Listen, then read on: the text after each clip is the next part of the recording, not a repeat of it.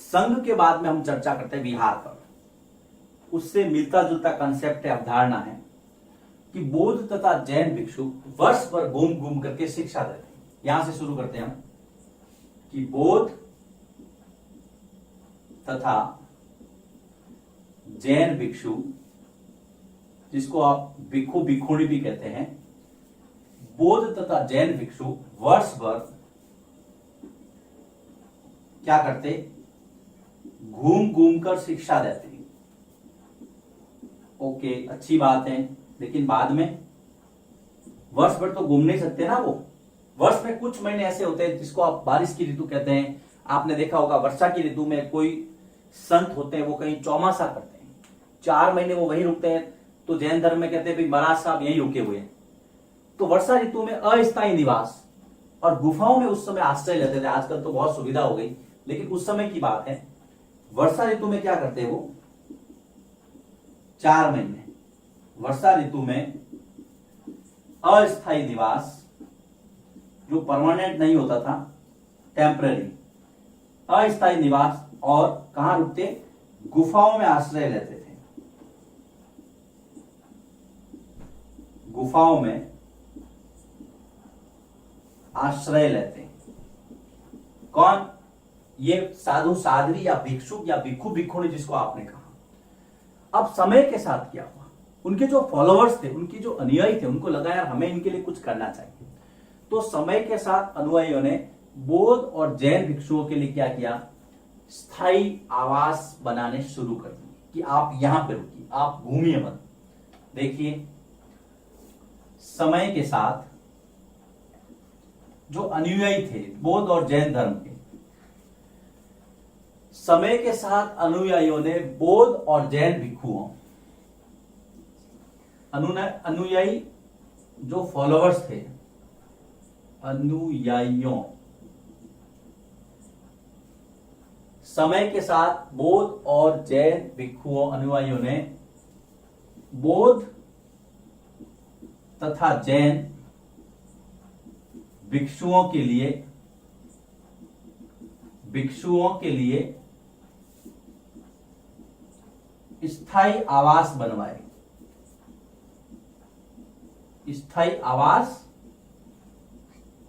बनवाए। आप कहा कि आप यहीं पे रहिए, स्थायी आवास। अब स्थायी आश्रम स्थलों को विहार कहा गया, जिन्हें क्या कहा गया, विहार कहा गया।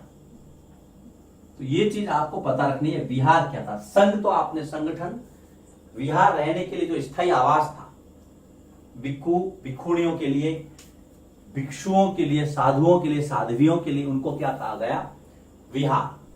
आरंभिक विहार जो थे वो लकड़ी के बनाए गए। ये भी आपको तथ्य ध्यान रखना है कि शुरू के जो विहार थे वो लकड़ी के बने, बाद में जो है वो ईंटों और पत्थरों के बने। आरंभिक विहार लकड़ी के बनाए गए और बाद में इन्हें ईंटों का बनाया गया। बाद में इन्हें ईंटों का बनाया गया। यह आपको ध्यान में रखना है। कुछ विहार पहाड़ियों को खोद करके भी बनाए गए, कुछ विहार पहाड़ों को या पहाड़ियों को खोद करके भी बनाए गए। कुछ विहार पहाड़ियों को खोद कर बनाए गए। और ऐसा ही एक एग्जाम्पल दिया हुआ है, कार्ले की गुफाएं महाराष्ट्र में स्थित है। ध्यान रखना, एक फैक्ट है, कई बार आता है कार्ले की गुफाएं कहां है।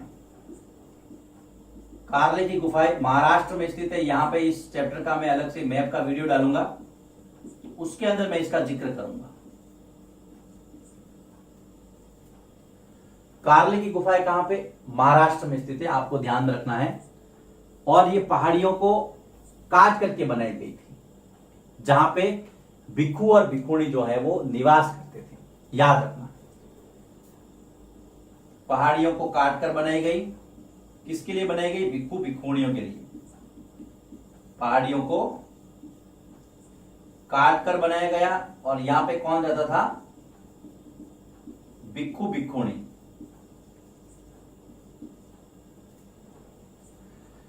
तो यहां पर हम इस बोर्ड वर्क में इतना ही पढ़ेंगे। इसका जो अगला बोर्ड वर्क है उसके अंदर कुछ और फैक्ट्स जो आपके चैप्टर में दिए गए हैं उनके बारे में मैं चर्चा करूंगा। नोट कीजिए इसको, फिर हम आगे बढ़ते हैं। अब हम कुछ ऐसे फैक्ट्स ढूंढते हैं, देखते हैं जिनका इस चैप्टर में जगह जगह पे विवरण दिया गया। एक अन्यत्र करके टॉपिक है, वहां पर देखिए क्या दिया गया है। जैन और बौद्ध धर्म के समकालीन पारसी धर्म की बात करते हैं। इनके जो मुख्य धर्मगुरु या प्रवर्तक हम कह सकते हैं, इनका नाम था जरथुस्त्र। ये ईरान के पैगंबर थे। ईरान को विश्व के मानचित्र में आपको ढूंढना है, यह आपके लिए काम है। भारत, अफगानिस्तान और फिर ईरान, उत्तर पश्चिम में आप नजर डालना, भारत के उत्तर पश्चिम में ईरान के पैगंबर। इनकी शिक्षाओं का जो संकलन है, इनकी किसका? जरथुस्त्र। इनकी शिक्षाओं का संकलन, इनकी शिक्षाओं का संकलन जैन अवेस्ता नामक ग्रंथ में है। याद रखना, जैन अवेस्ता पारसियों का महत्वपूर्ण ग्रंथ है, पवित्र ग्रंथ है, नामक ग्रंथ में है। इनमें किसकी शिक्षाएं हैं? कि जरथुस्त्र की शिक्षाएं हैं, जो ईरान के पैगंबर थे। अब ये जो जैन अवेस्ता ग्रंथ है, इसकी जो भाषा और इसमें वर्णित रीति रिवाज, कहते हैं कि वेदों के काफी साम्य है। वेदों की भाषा और वेदों के रीति रिवाजों के साम्य मतलब बराबरी करते हैं, उसके समान प्रतीत होते हैं, उनमें समानता है, कहने का मतलब है। साम्य का मतलब है समानता। ये प्रश्न आता है कई बार कि कौन सा ग्रंथ है प्राचीन जो वेदों के जो है साम्य माना जाता है, उसके बराबर उसमें कुछ वर्णन दिया है, तो वो है आपके जैन अवेस्ता। याद रखना, जैन अवेस्ता पारसियों का महत्वपूर्ण ग्रंथ, और इसके अंदर जरथुस्त्र की शिक्षाओं का संकलन है। इसकी भाषा और रीति रिवाज वेदों से साम्य रखते हैं, वेदों से समानता रखते हैं। फिर गुजरात और महाराष्ट्र के जो तटीय क्षेत्र हैं, वहां पर कुछ लोग आकर के बसे। गुजरात और महाराष्ट्र के तटीय क्षेत्र, यहां पर कुछ लोग आकर के बसे जो कि पारसियों के पूर्वज थे। जो पारसी संप्रदाय हैं उनके पूर्वज माने जाते हैं। आज भी गुजरात में और दक्षिण गुजरात में आप देखिए पारसी समुदाय के लोग बहुत ज्यादा है, महाराष्ट्र में। तो ये पारसी धर्म अन्यत्र दिया हुआ था। ये लोकेशन गुजरात और महाराष्ट्र में कुछ लोग हैं। अब एक इसके अंदर बुद्धिमान भिखारी की कहानी दी गई है, एक फैक्ट दिया है।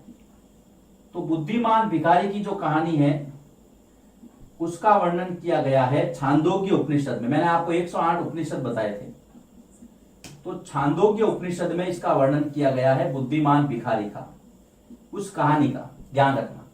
इसके अंदर दो साधु, शौनक और अभिप्रतारिणी, कौन कौन से साधु है नाम?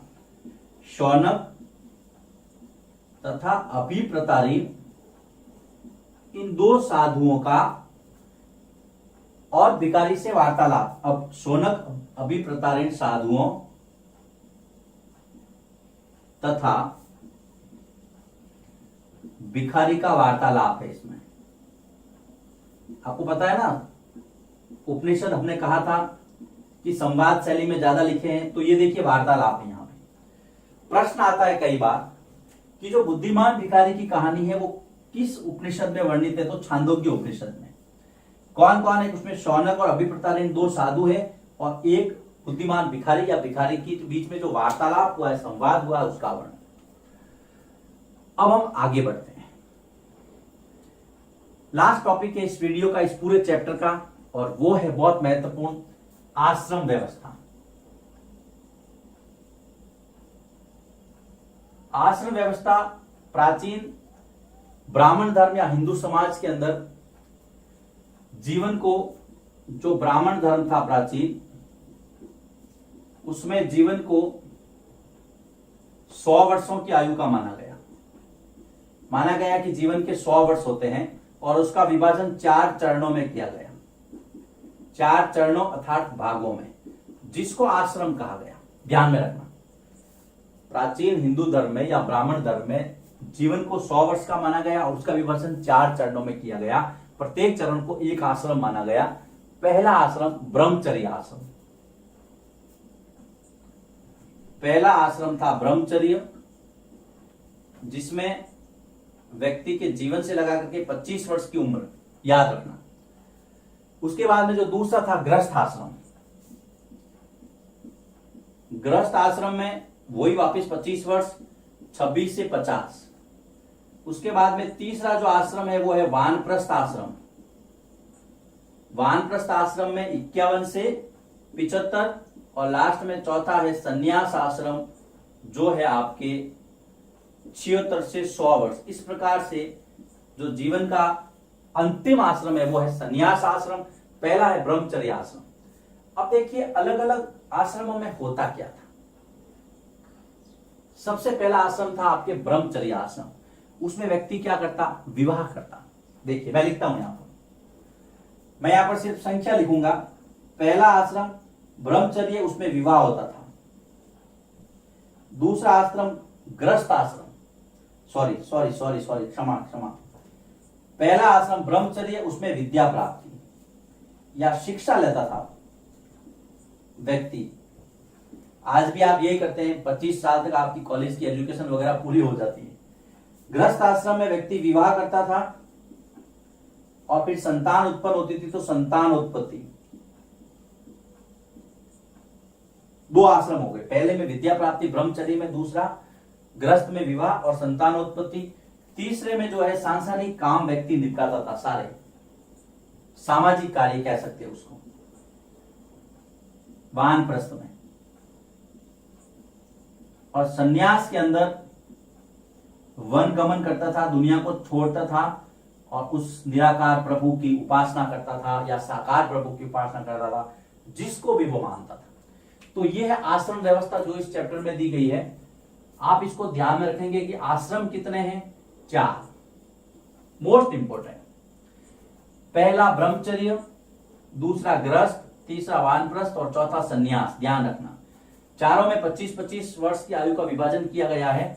जीवन को 100 वर्षों का माना गया है। उसको 4 चरणों में, भागों में बांटा गया है, जिसको आश्रम कहा गया है। ये ब्राह्मण धर्म, हिंदू धर्म की कंसेप्ट है। पहला जो आश्रम है ब्रह्मचर्य, उसमें विद्या प्राप्ति होती है। दूसरा गृहस्थ में विवाह और संतानोत्पत्ति, तीसरे में सामाजिक कार्य और चौथा जो संन्यास आश्रम था, संसार को छोड़ के संन्यास ले लिया व्यक्ति ने।